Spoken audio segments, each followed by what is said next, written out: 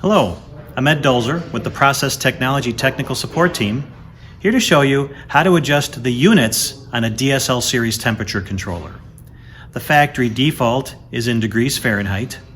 If you want to change your units, the setting is found in the SECr menu. To access the SECr menu, you press and hold the up arrow and the enter keys together for about 5 seconds, and it'll display the first screen is the SECr screen. Now we're in security level 4, which is good. That unlocks the menu. If this number was 1, 2, or 3, you're locked out from making changes. Then to enter security level 4, use the up or down arrows to enter the value 111, press the enter key, and that's the password to get to security level 4.